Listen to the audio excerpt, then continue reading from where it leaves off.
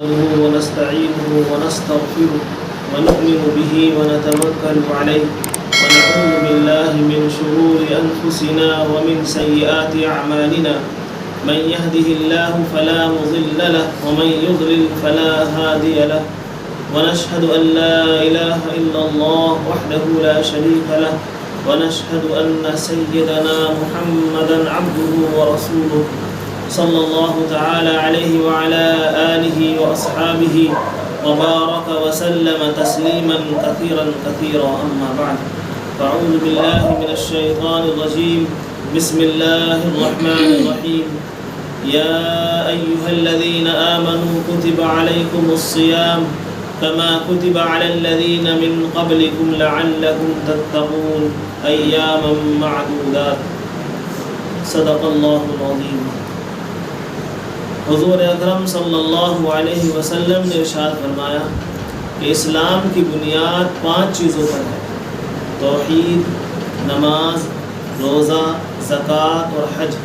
ان پر اسلام ٹکا ہوا ہے، یہ اسلام کی بنیادیں ہیں.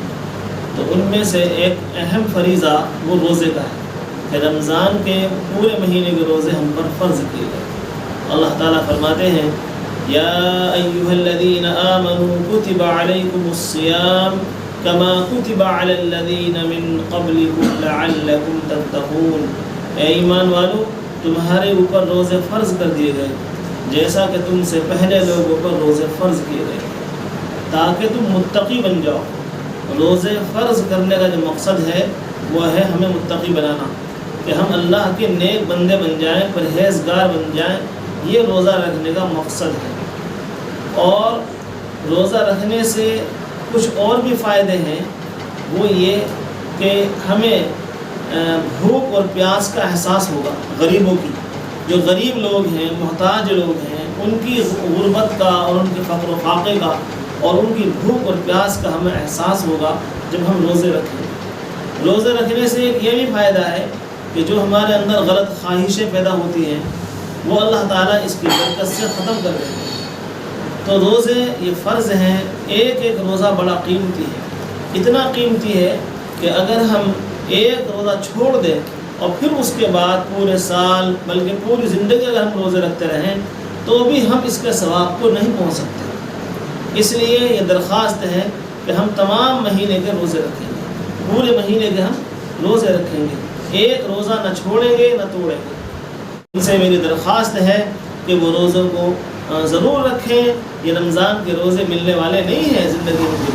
ایک بار اگر یہ روزے گزر جائیں تو پھر ان کا ثواب ہم نہیں پا سکتے.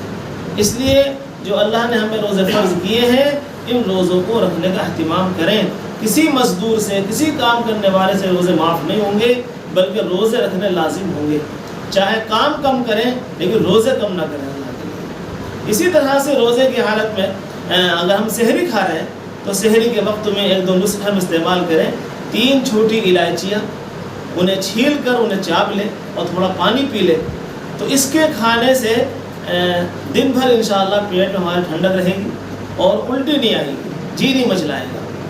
اسی طرح سے سنکارے کی بوتل آتی ہے تو سنکارے کا ہم 2 چمچ صبح شام پانی ڈال کے پی لیا کریں تو اس سے بھی سہولت ملے گی اور اس سے ہمیں انشاءاللہ بھوک اور پیاس نہیں لگے گی.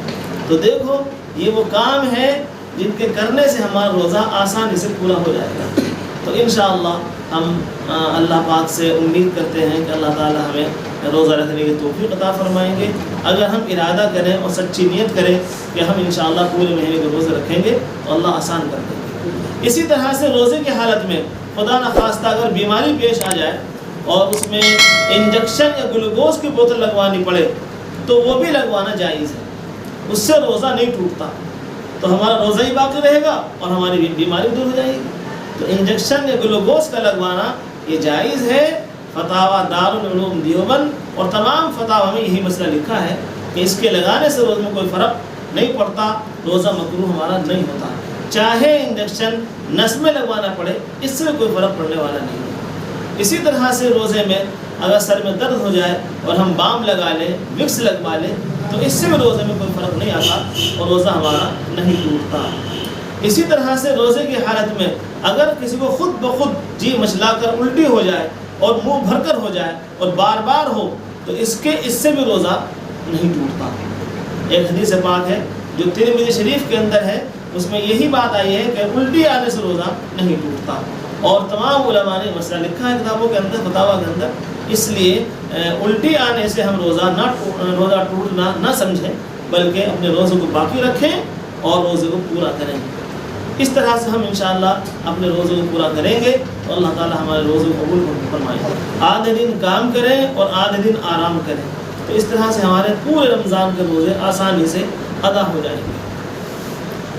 روزے میں اگر تکلیف پیش آئے، پیاس اور بھوک لگے، تو اس وقت میں اگر ہم ایک عمل کر لیں تو انشاءاللہ اس کی برکت سے ہماری بھوک اور پیاس ختم ہو جائے گی، اور وہ یہ ہے، ایک حدیث پاک ہے جو ابن ماجہ میں ہے کہ حضور اقدس صلی اللہ علیہ وسلم نے ارشاد فرمایا، مومنوں کو وہ چیز کافی ہو جائے گی جو فرشتوں کو کافی ہو جاتی ہے بھوک اور پیاس میں۔ فرشتے ہماری طرح کھاتے پیتے نہیں ہیں، بس فرشتے سبحان اللہ بحمدہ سبحان اللہ العظیم یہ پڑھتے ہیں اور ان کی بھوک اور پیاس ختم ہو جاتی ہے۔ تو اگر مومن بندے بھی یہ تسبیح پڑھیں، یعنی سبحان اللہ العظیم پڑھ لیں، یا سبحان اللہ بحمدہ سبحان اللہ العظیم پڑھیں، یا سبحان اللہ الحمدللہ کہہ لیں، تو اگر ہمیں بھوک اور پیاس لگے روزے میں تو بار بار اگر ہم یہ پڑھیں گے تو انشاءاللہ اس کی برکت سے ہماری بھوک اور پیاس ختم ہو جائے گی، اور اللہ تعالی ہمیں ہمت اور طاقت پیدا کر دیں گے ہمارے اندر۔ آپ اس کا تجربہ کر کے دیکھیں تو انشاءاللہ فائدہ ہوگا۔ ایسے ہی روزے کی حالت میں اگر ہم دھوپ میں کھڑے ہوں تو اس وقت میں اگر ہم اپنی ٹوپی گیلی کر لیں یا ایک کوئی کپڑا ہم گیلا کر کے اپنے سر پہ ڈال لیں تو اس میں بھی کوئی حرج کی بات نہیں۔ بخاری شریف کی حدیث ہے کہ حضور اقدس صلی اللہ علیہ وسلم روزے کی حالت میں گیلا کپڑا کر کے اپنے سر پر رکھ لیا کرتے تھے۔ تو اگر ہم یہ بھی عمل کر لیں تو اس میں گنجائش ہے، کوئی حرج کی بات نہیں ہے۔ یا اسی طرح سے ہم بار بار نہا لیں تاکہ ہمارے روزے رکھنے میں سہولت پیدا ہو، تو اس میں بھی کوئی نقصان کی بات نہیں ہے۔ تو اس طرح جو ہمارے مزدور لوگ ہیں، جو دھوپ میں کھڑے ہونے والے بندے ہیں، جو بیچارے دھوپ میں کھڑے ہو کر کام کرنے والے بندے ہیں، ان سے میری درخواست ہے کہ وہ روزوں کو ضرور رکھیں۔ یہ رمضان کے روزے ملنے والے نہیں ہیں زندگی میں، ایک بار اگر یہ روزے گزر جائیں تو پھر ان کا ثواب ہم نہیں پا سکتے۔ اس لیے جو اللہ نے ہمیں روزے فرض کیے ہیں، ان روزوں کو رکھنے کا اہتمام کریں۔ کسی مزدور سے، کسی کام کرنے والے سے روزے معاف نہیں ہوں گے، بلکہ روزے رکھنے لازم ہوں گے۔ چاہے کام کم کریں لیکن روزے کم نہ کریں اللہ کے لیے۔ اسی طرح سے روزے کی حالت میں اگر ہم سحری کھا رہے ہیں تو سحری کے وقت میں ایک دو نسخے ہم استعمال کریں۔ 3 چھوٹی الائچیاں، انہیں چھیل کر انہیں چاپ لیں اور تھوڑا پانی پی لیں، تو اس کے کھانے سے دن بھر انشاءاللہ پیٹ میں ہمارے ٹھنڈک رہے گی اور الٹی نہیں آئے گی، جی نہیں مچلائے گا۔ خاصہ اگر بیماری پیش آ جائے اور اس میں انجیکشن یا گلوکوز کی بوتل لگوانی پڑے تو وہ بھی لگوانا جائز ہے، اس سے روزہ نہیں ٹوٹتا، تو ہمارا روزہ ہی باقی رہے گا اور ہماری بیماری دور ہو جائے گی۔ تو انجیکشن یا گلوکوز کا لگوانا یہ جائز ہے۔ فتاویٰ دارالعلوم دیوبند اور تمام فتاویٰ میں یہی مسئلہ لکھا ہے کہ اس کے لگانے سے روزے میں کوئی فرق نہیں پڑتا، روزہ مکروہ ہمارا نہیں ہوتا، چاہے انجیکشن نس میں لگوانا پڑے، اس سے کوئی فرق پڑنے والا نہیں ہے۔ اسی طرح سے روزے میں اگر سر میں درد ہو جائے اور ہم بام لگا لیں، وکس لگوا لیں، تو اس سے بھی روزے میں کوئی فرق نہیں آتا اور روزہ ہمارا نہیں ٹوٹتا۔ اسی طرح سے روزے کی حالت میں اگر کسی کو خود بخود جی مچلا کر الٹی ہو جائے اور منہ بھر کر ہو جائے اور بار بار ہو تو اس سے بھی روزہ نہیں ٹوٹتا۔ ایک حدیث پاک ہے جو ترمذی شریف کے اندر ہے، اس میں یہی بات آئی ہے کہ الٹی آنے سے روزہ نہیں ٹوٹتا، اور تمام علماء نے مسئلہ لکھا ہے کتابوں کے اندر، فتاویٰ کے اندر۔ اس لیے الٹی آنے سے ہم روزہ ٹوٹنا نہ سمجھیں، بلکہ اپنے روزے کو باقی رکھیں اور روزے کو پورا کریں۔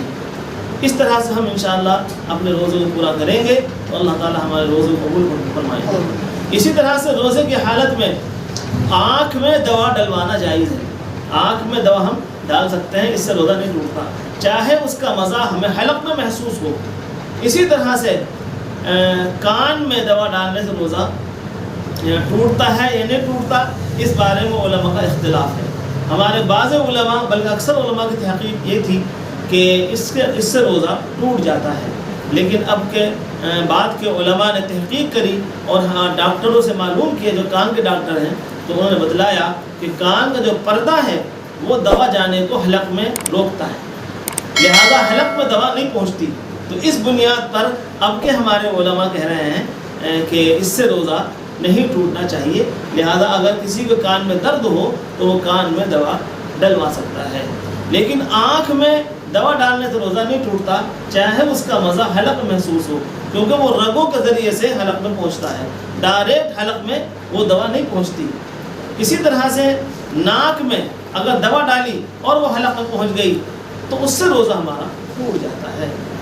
کان میں پانی چلا جائے تو کسی بھی علماء کے نزدیک روزہ نہیں ٹوٹتا، تمام علماء کے نزدیک روزہ باقی رہتا ہے۔ اگر کان میں پانی پہنچ جائے، جیسا کہ نہاتے وقت پانی پہنچ جاتا ہے، تو اس میں کوئی حرج کی بات نہیں ہے۔ اللہ تعالی ہمیں صحیح عمل کی توفیق عطا فرمائے۔ وآخر دعوانا الحمد للہ رب العالمین۔